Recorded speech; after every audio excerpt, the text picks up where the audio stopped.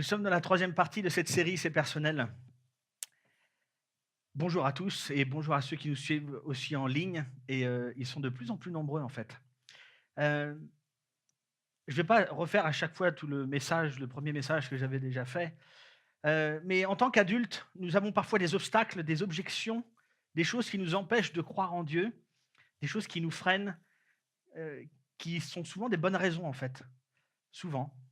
Vu que c'est ma raison en tout cas, elle est bonne, hein, quand c'est notre raison, elle est généralement bonne et ce sont des choses qui nous bloque, ouais, de croire en ce Dieu et ce que j'ai au plus profond de moi-même et nous tous aussi pour cette série de messages, c'est personnel, l'objectif que j'ai, mon souhait le plus cher, c'est que tous ceux qui sont un peu en marge, tous ceux qui ne croient pas, tous ceux qui se disent: «Je ne suis pas chrétien, je m'en fiche» ou je sais pas quoi, que toutes ces personnes-là puissent arriver au bout d'un moment à se décider et de dire: «Ah ouais, en fait, ces obstacles, ces objections, je ne vais pas les gommer, les effacer parce qu'elles sont légitimes, mais par contre, leur pouvoir de m'arrêter va réduire».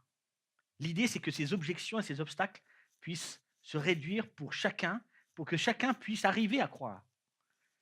Ça, c'est mon souhait dans cette série. Vous savez, on a vu plusieurs exemples parce qu'il y a pas mal de choses, en fait, qui nous empêchent de croire. Quand on regarde juste notre monde, on allume la télé, mais pas longtemps, hein, 1 minute, 30 secondes, c'est suffisant pour voir qu'il y a beaucoup de choses qui nous font mal et qui nous disent: «Mais purée, s'il était là». Vous savez, toutes ces objections, on en a beaucoup, on a plein d'obstacles. Il y a des choses qui sont inexplicables, on ne comprend pas pourquoi ça nous arrive. Mais il y a aussi des choses qui sont indéniables. On peut afficher les 2 mots là, parce qu'en fait, je vais y revenir pas mal. Inexplicable, indéniable. On cherche beaucoup d'explications et parfois on tourne en rond parce qu'il y a des choses qui sont vraiment inexplicables. Et il y a des choses aussi qui sont indéniables. Vous savez, une connexion Wi-Fi, c'est ça marche, hein, c'est génial. D'ailleurs, il y a des gens qui nous suivent là maintenant, ils sont quelque part dans le monde et ça passe par, en fait, il y a plein d'explications, hein. Mais, en fait, on décide tous de faire des choses comme ça parce que c'est indéniable et on ne cherche pas forcément à avoir les explications de tout. Mais vous l'utilisez quand même. C'est indéniable, ça marche, c'est sûr. Vous savez, beaucoup de gens qui prennent l'avion ne se posent pas forcément beaucoup de questions avant de prendre l'avion. On ne cherche pas forcément les explications de tout, vous savez, à tout. On va prendre, nous, bientôt l'avion et on ne cherche pas forcément à comprendre, à ce qu'on nous explique tous les détails du pourquoi ça vole. Vous savez, un Boeing 777 pèse environ 150 tonnes, il prend environ 180 tonnes de kérosène et environ 25 tonnes d'humains et le personnel. Non, mais il est humain aussi, hein, ouais. C'est indéniable, ça vole, ça décolle, ça vole, ça atterrit à peu près là où on le désire. C'est incroyable. Et avant de monter dans l'avion, je ne vais pas avoir toutes les explications de tout avant de mettre le pied dedans. Beaucoup ont pris l'avion sans se poser plus de questions que ça. Il paraît que ça marche.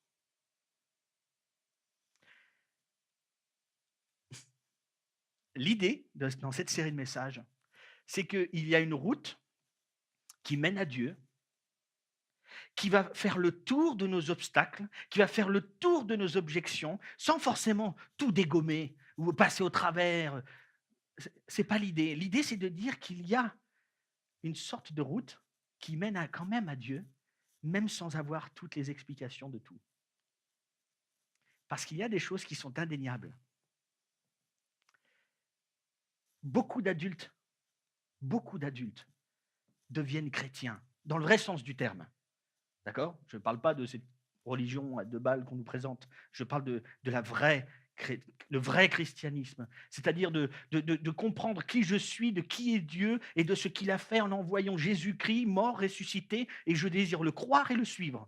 Ça, c'est le vrai chrétien. Le reste, c'est autre chose.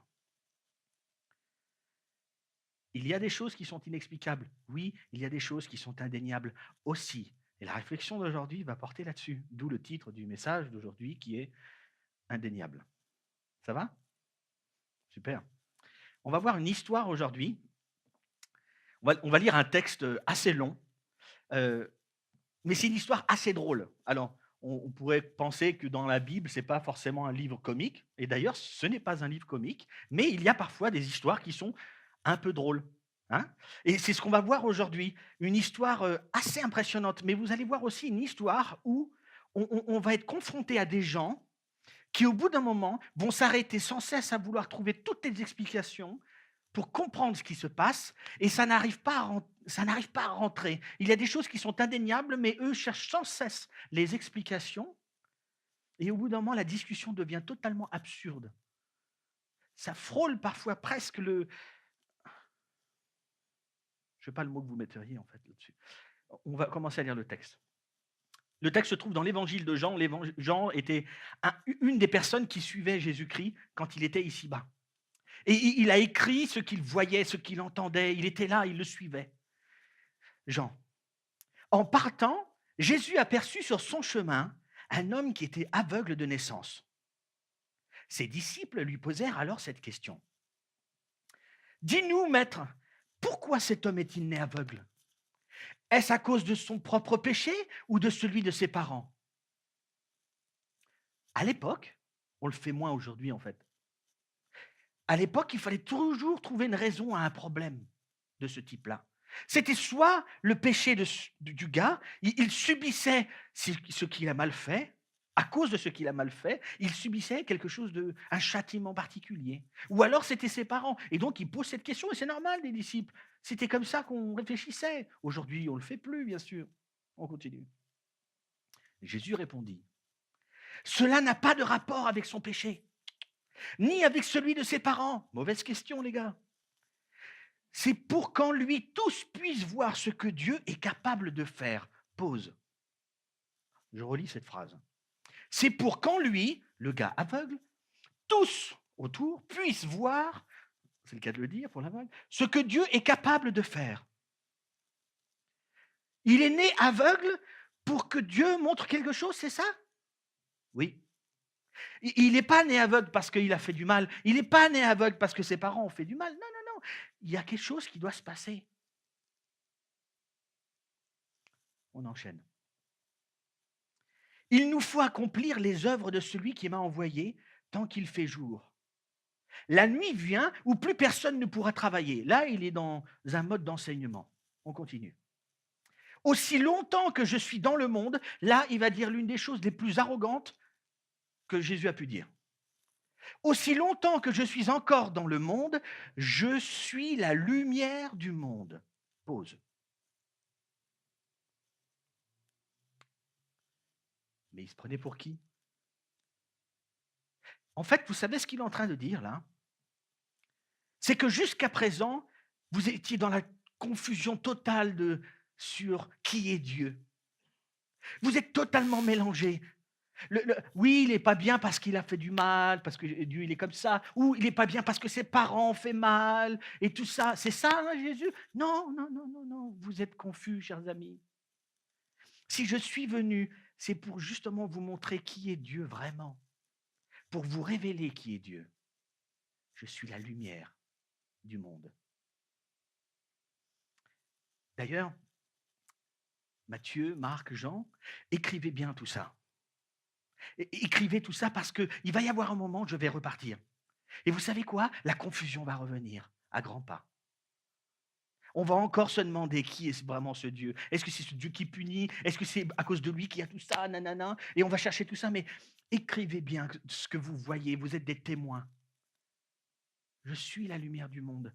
Je veux vous montrer qui est vraiment Dieu. La suite. Après avoir dit cela, Jésus cracha par terre. Alors, si Marie, qui l'a élevé quand il était enfant, était là, je pense que ça ne lui plairait pas. Hein. Et d'ailleurs, la suite non plus. Après avoir dit cela, Jésus cracha par terre et avec sa salive, il fit un peu de boue, qu'il appliqua sur les yeux de l'aveugle. Puis il lui dit, on voit un peu, on voit un peu le truc, hein? Hein, tout va bien? Hein?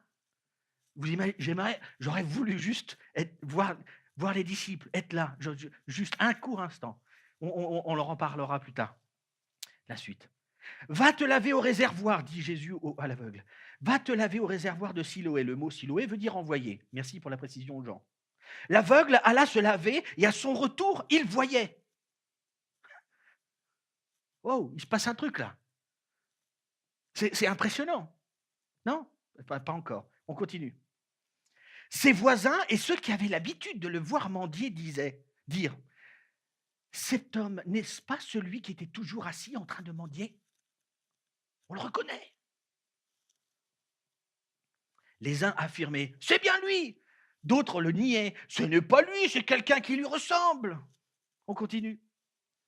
Quant à lui, il disait, c'est bien moi, hello, je vous promets. Alors on le questionna. Comment se fait-il que tes yeux se soient ouverts? Parce que là, on a besoin d'explications. OK? Parce qu'il y a un truc qui ne va pas là.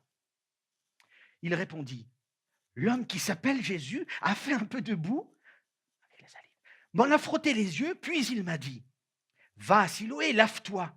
J'y suis allé, je me suis lavé et d'un coup, j'ai vu clair. C'est clair? À mon avis, je pense qu'il devait y avoir des réactions du genre t'as pas autre chose? Et ils lui demandèrent. Et lui demandèrent-ils, où est-il? Je pense que les gars, ils devaient dire, ouais, d'accord, tu voyais pas, maintenant tu vois parce que quelqu'un t'a mis de la boue, tout ça, et t'es allé te laver, et t'es revenu et tu vois. C'est tout ce que tu as comme explication, t'as rien de plus. Où est-il? Je n'en sais rien, répondit-il. À la rigueur, je ne l'ai pas vu. Non, ça, c'est pas dans le texte. Mais ça marche. Enfin, je veux dire, va te laver, tu vois pas encore, quand tu reviendras, tu. Donc, il l'a pas vu, en fait. Hein? On est d'accord. Mais j'en sais rien, moi. On continue. On amena l'homme qui avait été aveugle devant les pharisiens. Or, c'était un jour de sabbat que Jésus avait fait de la boue pour lui ouvrir les yeux. On enchaîne. Les pharisiens lui demandèrent donc, à leur tour, comment il avait recouvré la vue. Donne-nous des explications, s'il te plaît.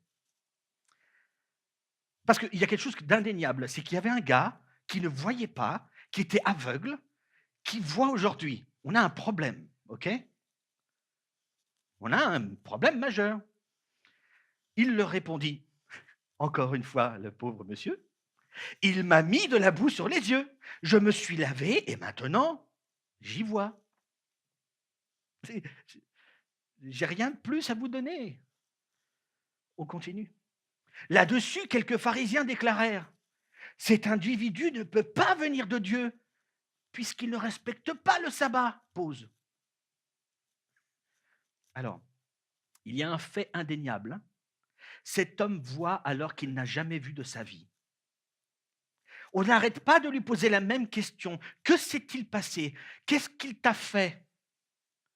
Il explique. Il n'a pas d'autre mot, le pauvre. Il ne voyait pas. Il y a un gars, il doit l'entendre cracher par terre. Il fait de la boue. Et d'un coup, on lui frotte quelque chose sur les yeux. Je ne sais pas s'il y avait une odeur ou pas, on s'en fiche. Mais en tout cas, globalement, ça se passe. Il va se laver, donc il doit être accompagné, j'en sais rien, ou il s'y retrouvait bien. Bref, il y va, il se lave, il revient, il voit. Mais j'ai rien d'autre à vous dire. Chers amis, ils insistent mollement. Mais vous savez, là, on est confronté à quelque chose de particulier. En fait, oui, mais c'est un jour de sabbat. Tu ne peux pas faire ça. Mais qu'est-ce que c'est que ça? Vous savez ce qui se passe? C'est un peu comme nous. On a tous une boîte Dieu. On sait comment Dieu agit, on sait comment Dieu réagit, on sait ce que Dieu pense, on sait ce qu'il doit faire, ce qu'il ne doit pas faire, Dieu. Et si on a une boîte Dieu, pour certains, elle est vide, la boîte Dieu. D'accord? Parce que je ne crois pas en Dieu, elle est vide. Soit parce que je n'ai pas vécu quelque chose de personnel encore, ou autre chose. Mais on a une boîte comme ça, où Dieu, un cadre, où Dieu doit agir. là, il ne se peut pas, il n'y a pas d'explication. Le jour du sabbat, pas possible. La manière de faire, pas possible. Tout ceci reste inexplicable. On est au début là d'une discussion absurde entre ces gens-là et l'aveugle et les autres. Vous allez voir, on continue. Pourtant, d'autres objectaient. Comment un homme pécheur aurait-il le pouvoir d'accomplir de tels signes miraculeux? Il faut nous expliquer. Ils étaient donc divisés. Alors, ils interrogèrent de nouveau l'aveugle, le pauvre. Qu'est-ce qu'il prend ce jour-là? Voyons, toi, que dis-tu de lui, puisque c'est à toi qu'il a ouvert les yeux? L'aveugle. Mais c'est sûrement un prophète. Quelque part, pause. Mais je m'en fiche, j'en sais rien. Ce que je sais, ce qui est indéniable, c'est que jusqu'à aujourd'hui, je ne voyais rien du tout. Et aujourd'hui, je vois. Je ne peux rien vous dire de plus. C'est sûrement un prophète, répondit-il. On continue. Mais ils refusèrent de croire que cet homme avait été aveugle et qu'il avait été guéri de sa cécité. Il n'est pas dans la boîte. Hein, ça ne rentre pas dans les cases. Finalement, attention, là c'est l'étape supérieure, ils firent venir ses parents, on dirait à l'école. Bon, les parents, on continue. Ah oui. Ils leur demandèrent, cet homme est-il bien votre fils? Est-il réellement né aveugle? Comment se fait-il qu'à présent il voit? Explication. On n'a pas bien compris. Nous sommes certains que c'est bien notre fils. Je vous le promets, on le reconnaît. Répondirent les parents. Et qu'il est né aveugle. Mais comment il se fait qu'il voit à présent? Nous ne le savons pas. Oui, c'est indéniable. C'est bien notre enfant. C'est indéniable. On a souffert du fait qu'il était aveugle toute sa vie. Ah, c'est sûr. Ça, on le sait. Comment ça se fait qu'il voit aujourd'hui? Il voit. On enchaîne. Ou qui lui a rendu la vue? Nous ne le savons pas davantage. Interrogez-le donc lui-même, il est assez grand pour répondre sur ce qui le concerne. C'est drôle comme c'est écrit. Je trouve ça, on dirait presque quelque chose de normal. Hein? Je vous encourage à lire les évangiles parce que c'est juste impressionnant. C'est juste la vie normale. Mais demandez, mon garçon, il est grand. Il peut vous le dire, non? Vous l'avez peut-être pas fait déjà. Si vous l'avez. Hein? On est dans une discussion de folie là. On continue. Les parents parlaient ainsi parce qu'ils avaient peur des autorités juives. En effet, elles avaient déjà décidé d'exclure de la synagogue tous ceux qui reconnaîtraient Jésus comme le Messie. Point. Les parents, ils ne rentrent pas trop dans le deal, là, dans les détails. Parce qu'ils ont cette crainte. Il y a ce couperet là. Attention, si on dit que c'est Jésus le Messie, celui que certains parlent, tout ça, si on dit ça, on est fichu. On est dehors. Il y a une crainte là. Une crainte de donner une réponse qui n'est pas dans la boîte, pas dans le cadre. On continue. Voilà pourquoi les parents de l'aveugle avaient répondu, il est assez grand, interrogez-le donc lui-même. Les pharisiens firent donc venir une seconde fois celui qui avait été aveugle et lui dirent, honore Dieu en disant la vérité. Cet homme est un pécheur, nous le savons. S'il est pécheur ou non, répondit-il, je n'en sais rien du tout. Je n'en sais rien. Mais il y a une chose que je sais. J'étais aveugle et maintenant je vois. Ils lui demandèrent de nouveau. Mais maintenant, on lui demande de nouveau, mais en ayant posé le cadre. Honore Dieu, hein, tu dis la vérité. Et attention, lui, pécheur, si c'est... Hein, ok? Ok? On repose la question. Hein. Qu'est-ce qu'il t'a fait? Redis-nous comment il s'y est pris pour t'ouvrir les yeux. On enchaîne. Je vous l'ai déjà dit, leur répondit-il, et vous ne m'avez pas écouté. Pourquoi tenez-vous à me le faire répéter? Est-ce est-ce que par hasard, vous avez l'intention de devenir vous aussi ses disciples? Il est fou. Il ne faut pas qu'il dise ça. Mais vous imaginez, ils n'arrêtent pas de lui répéter, rabâcher les mêmes choses. Et au fait, tu peux nous redire encore une fois comment ça s'est passé? Alors ils se mirent à l'injurier et ils lui lancèrent. C'est toi qui es son disciple. Nous sommes les disciples de Moïse. Nous savons que Dieu a parlé à Moïse, mais celui-là, nous ne savons même pas d'où il vient. C'est étonnant, répliqua l'homme, l'aveugle. Voilà quelqu'un qui m'a ouvert les yeux et vous ne savez même pas d'où il est? Ouh, on continue. Tout le monde sait que Dieu n'exauce pas les pécheurs. Sa théologie n'était pas complètement parfaite, quand même. Mais, bon. Mais si quelqu'un est attaché à Dieu et fait sa volonté, il l'exauce. Depuis que le monde est monde, jamais on n'a entendu dire que quelqu'un ait rendu la vue à un aveugle de naissance. Tout a basculé là. Hein.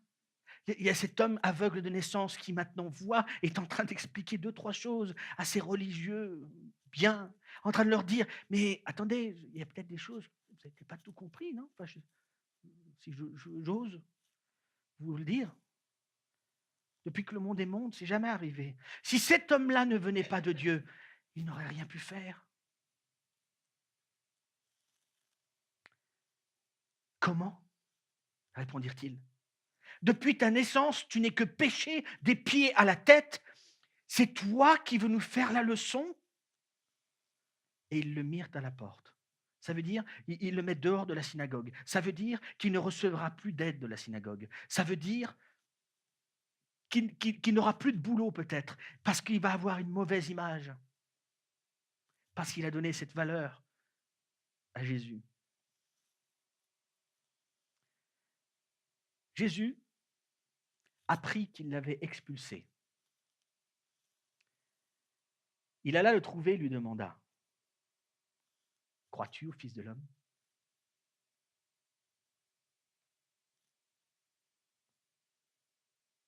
Mais je reconnais la voix. Je pense qu'il a dû penser ça, l'aveugle. Ah mais, il lui répondit, qui est-ce, ce Fils de l'homme? Dis-le-moi, Seigneur, pour que je puisse croire en lui. Pose. Parce que, attends, toi, c'est la voix de celui qui m'a guéri, qui m'a dit d'aller au réservoir, qui m'a dit d'aller là-bas, là. C'est lui. Lui. Tout ce qu'il va me dire, cet homme-là, moi, j'ai envie de le croire. Il m'a redonné la vue. Dis-moi, qui est-ce? Jésus lui dit, tu le vois de tes yeux. C'est lui-même qui te parle maintenant.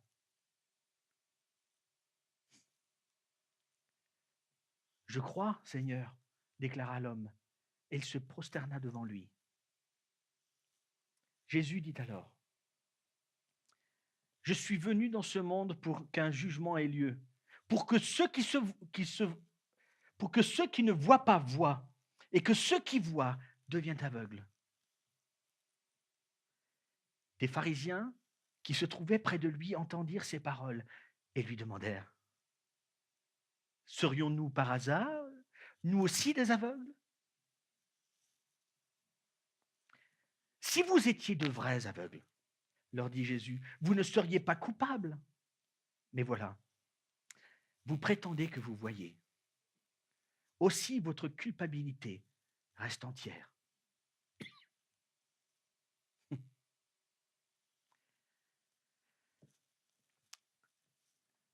C'est la fin de cette longue histoire.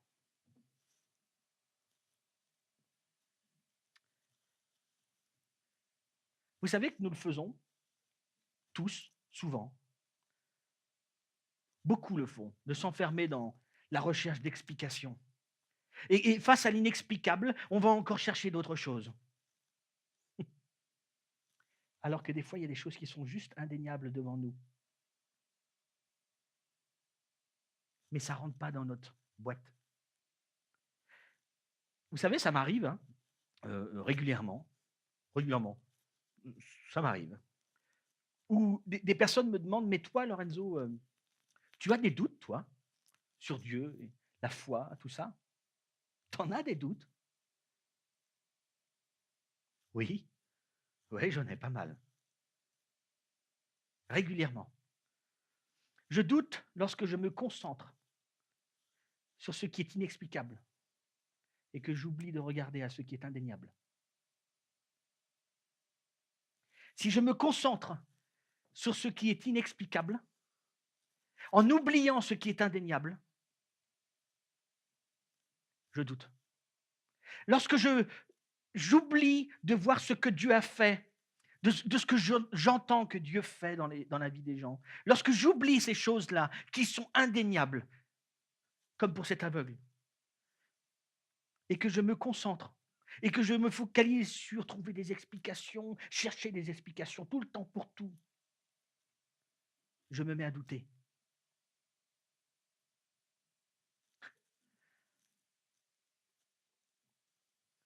En fait, toutes les fois où je me concentre sur oui, mais toi, Dieu, c'est pas comme ça que tu devrais agir. Enfin, si j'étais toi, je pourrais résoudre ce problème-là. C'est sûr. Ah, si tu faisais ce que moi j'aimerais que tu puisses faire, hein, ma boîte, des choses ne se passeraient pas comme ça. C'est sûr. Parce que je sais ce qu'il faut dans ma boîte. Vous savez, dans beaucoup de décisions que je prends, que nous prenons, je prends des décisions devant quelque chose qui est indéniable. C'est pour ça qu'on ose prendre l'avion qui pèse environ 350 tonnes, qui va monter dans le ciel, qui va voler et qui va atterrir sans que tout le monde soit mort. C'est dingue. Alors oui, il y a des explications, les moteurs, machin, tout ça. Oui, mais j'ai pas demandé tout ça, moi. J'y suis allé pourquoi? Parce que j'ai vu le truc qui a fait. Ça m'a suffi comme explication. La connexion Internet, ça marche. On m'a dit, oui, c'est des ondes 2,4 gigahertz, gna gna, tout ça. Mais on s'en fiche. On est juste en train de dire que là, maintenant, à l'instant même, il y a des gens qui sont de l'autre côté de la planète, qui regardent la même chose, plus ou moins jolie, là, devant vous. Ils regardent la même chose de l'autre côté de la planète. Mais c'est dingue. Et ils entendent aussi les mêmes trucs que je dis, les bonnes choses et les autres. C'est impressionnant. C'est indéniable que ça marche. Je ne vais pas me poser plus de questions que ça. Vous savez, depuis environ 2000 ans, il y a une personne qui est venue ici-bas et qui avait un message absolument pas pertinent. Il est arrivé avec un message « aime tes ennemis ». Il est arrivé avec un message « je suis la lumière du monde ». Il est venu avec un message « je suis le seul chemin, la vérité et la vie ». Tu es gentil, mais il y a peut-être d'autres manières d'amener la chose. Ou, tu vois, il y a d'autres choses qui existent. Hein. Non, il est venu avec ce message. Et vous savez une chose, il n'y a pas que les gens qui sont ici, et une partie des gens qui sont ici qui croient, qui croient à cette indéniable chose qui est arrivée, événement qui est arrivé. Il y a des gens partout dans le monde qui croient. Il y a beaucoup d'adultes dans le monde qui sont devenus chrétiens dans le vrai sens du terme, qui suivent Jésus-Christ, partout dans le monde. Même dans des endroits où des religieux abominables tuent des gens parce qu'ils ne collent pas à leur boîte. Oh, les gros débiles. Mais ces gens qui sont en face, ils croient en quelque chose qui a été vu par d'autres il y a 2000 ans. Ils croient aussi que cette même personne qui avait un message pas très pertinent, mais qui avait promis qu'il mourrait, qui avait promis qu'il reviendrait à la vie, des centaines et des centaines de gens ont vu cet événement se passer. Des historiens de l'époque l'ont écrit. Et on transmet tout ça. Et il y a des gens partout dans le monde qui croient ça. Et vous savez une chose aussi? Ce que je trouve fabuleux, c'est que ce n'est pas tout calibré. Tout le monde ne croit pas de la même manière. C'est pas une phrase qu'on répète et c'est bon, et c'est pas un habillement, c'est pas une participation à un événement de l'église de l'abri ou d'une autre qui fait que c'est bon. On s'en fiche de ça, c'est pas ça. C'est quelque chose qui est personnel à chacun. Toutes ces personnes-là, vous savez, elles ont un point commun. C'est pas une définition de quelque chose, c'est qu'elles ont vécu quelque chose de personnel avec Dieu, avec Jésus-Christ. Parce que Dieu, quand il a vu la confusion, il n'a pas envoyé un questionnaire, il n'a pas envoyé un livre d'explications. Voici en fait ce que je voulais vous dire. Voici l'explication. Ah, il a envoyé son Fils pour nous révéler qui est Dieu. C'est tout.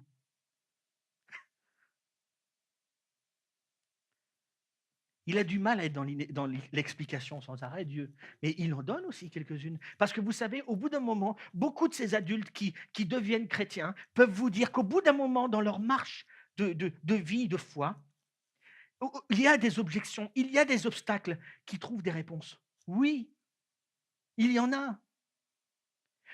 On n'a pas réponse à tout parce qu'il y a des choses qui sont inexplicables. Mais il y a des choses qui sont indéniables. Il y a des choses qui se passent, qui sont réelles.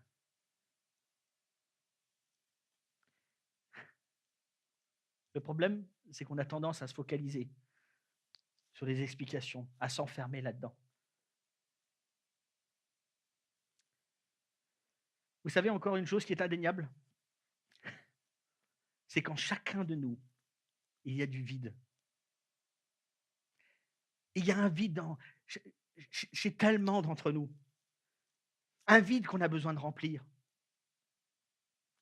Et du coup, les explications, les obstacles qu'on a déjà mentionnés, toutes ces objections-là, vont être un système qui va nous permettre de remplir un peu ce vide, mais qui ne se remplit pas parce qu'en fait, on n'en a jamais assez.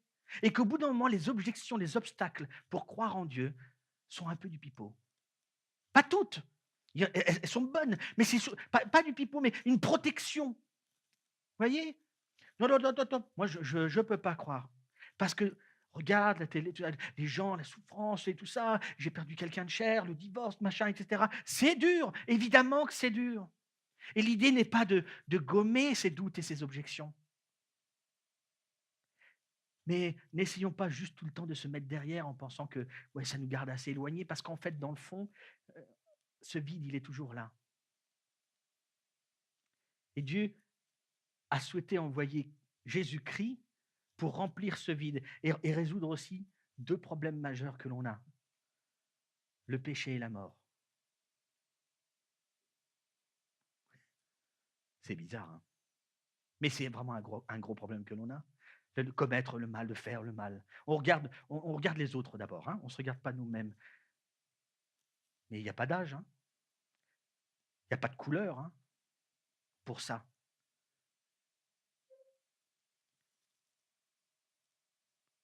Le mal et la mort. Je vous envoie quelqu'un. Je ne vous envoie pas un bouquin, là, comme ça, avec des explications. Je vous envoie quelqu'un qui va vous montrer qui je suis vraiment et qui va vivre ce que je souhaite vivre pour vous parce que je vous aime tant. Et là, c'est quelque chose de personnel. Il ne s'agit plus de l'obstacle, ouais, mais c'est une catégorie, c'est une religion. Et attends, en fait, il y a aussi les autres religions qui mènent à Dieu. Nanana, nanana. Non, mais Jésus, il n'a pas dit ça. Il n'a pas laissé l'opportunité à cette diversité-là. Il a dit, je suis le seul chemin. Et si Dieu est vraiment Dieu, et si Jésus-Christ est vraiment Jésus-Christ, moi, mon défi que j'ai envie de vous proposer, c'est de prier. Certains l'ont déjà fait les semaines avant. De prier Dieu et de lui demander, montre-moi qui tu es. Permets-moi non pas d'effacer mes obstacles et mes objections, mais j'ai envie d'essayer de t'aimer. Vous savez cette phrase que j'ai dit déjà plusieurs fois, pour réellement comprendre Dieu, il faut d'abord l'aimer. Faites cette prière. Essayez de la faire.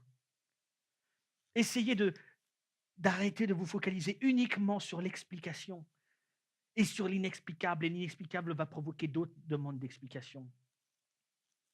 Il y a des choses qui sont indéniables. Il y a des gens qui vivent dans le monde des choses, qui ont vécu quelque chose avec Dieu par Jésus-Christ, qui sont indéniables. Ils ne pourront jamais, ils meurent pour ça. Et vous savez, ces gens qui sont persécutés, qui se font massacrer, ils ne se font pas massacrer pour ce qu'ils croient, eux. Ils sont pas prêts à mourir pour ce qu'ils croient, mais pour ce qu'ils ont vu. Ce qu'ils ont vu chez eux et chez d'autres, et ce qu'ils ont vu aussi dans ce que les évangélistes, ceux qui ont écrit les évangiles, Matthieu, Marc et Jean, ont écrit. C'est des témoignages. On est prêt à mourir pour ce que l'on voit, pas juste pour ce que l'on croit. On peut croire mal. Pour réellement comprendre Dieu, il faut d'abord l'aimer. Vous savez, en faisant ça, vous allez passer d'un monde explicatif, de recherche de choses, de réponses comme ça, à quelque chose juste de personnel, moins distant, mais quelque chose de personnel. Et la dernière fois, je vous ai dit que c'était dans les conditions de Dieu et pas les nôtres. Parce que si nous, on avait des conditions à donner pour accéder à Dieu, on aurait une liste de choses à faire. Tu ne le feras pas pendant le sabbat, par exemple. C'est n'importe quoi. Non, Dieu dit pas du tout ça. Approche-toi de moi simplement. C'est quelque chose de personnel. Vous savez, quand on a des baptêmes ici, on a des témoignages en vidéo. Plusieurs en ont déjà vu ici. Et lors de ces témoignages-là, témoignage, c'est quoi? C'est raconter un peu l'histoire, un peu de son histoire et un peu de son histoire avec Dieu. Pendant ce moment de vidéo, on entend quoi? On n'entend pas des gens qui ont tous la même histoire. On entend quelqu'un qui, au bout d'un moment, vit quelque chose de personnel avec Dieu. C'est le point commun qu'ils ont tous. Ils vivent quelque chose de personnel qui leur appartient. Vous savez, ce que j'aimerais vous proposer aujourd'hui, à certains, c'est de faire le pas de se mettre à croire. Faire le pas de devenir quelqu'un qui suit Christ. C'est ça que j'ai envie de proposer. Parce que beaucoup parmi vous, certains qui nous suivent beaucoup en ligne, régulièrement, qui nous regardent, qui regardent les messages et tout ça, on a des super encouragements, c'est génial. Mais beaucoup, vous savez, ici ou là, vous avez entendu assez. Vous avez entendu assez de choses indéniables. Vous avez peut-être même déjà été confronté à des choses et que maintenant, il faut faire le pas. Il faut y aller. Il faut arrêter de tourner en rond et être dans ces discussions absurdes où pendant 40 fois, on va demander à l'aveugle, mais alors tu nous expliques comment ça s'est passé? Mais j'en sais rien, moi. Je sais que quelqu'un m'a mis de la boue sur les yeux et je vois. Arrêtez de me prendre la tête. Vous savez, il y en a beaucoup parmi vous qui ont déjà vu, entendu assez de choses indéniables comme ça. Moi, ce que j'aimerais vous proposer, c'est que si certains ont envie, je vous propose de répéter la prière en silence, s'il vous plaît. Ce que je vais dire là, c'est comme une prière, toute simple. Je vous propose de répéter ça pour vous-même. Alors, ça ne fera de personne quelqu'un de chrétien. Absolument pas. Ça fera juste, c'est juste de révéler quelque chose qui se passe peut-être déjà en vous. Une espèce de foi qui a commencé à germer. Peut-être pour certains, voilà, c'est ça l'occasion. Je vous propose de prier. Mon Père céleste, merci. Merci pour ce que tu as fait. J'ai compris que tu as envoyé ton Fils pour m'accorder le pardon, pour effacer tout ça, pour recommencer sur une base nouvelle. Je reconnais que tu as envoyé Jésus-Christ pour être mon sauveur. J'accepte qu'il est mort pour payer pour mon péché, pour mon mal. Je crois qu'il est venu pour devenir mon sauveur personnel et que je fais partie de cette famille. Amen. J'aimerais prier pour finir ce moment.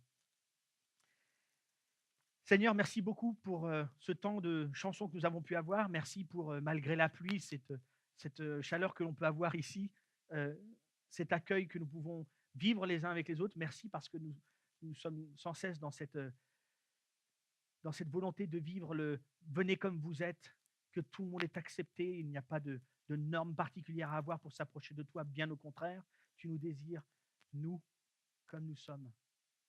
Seigneur mon Dieu, merci parce que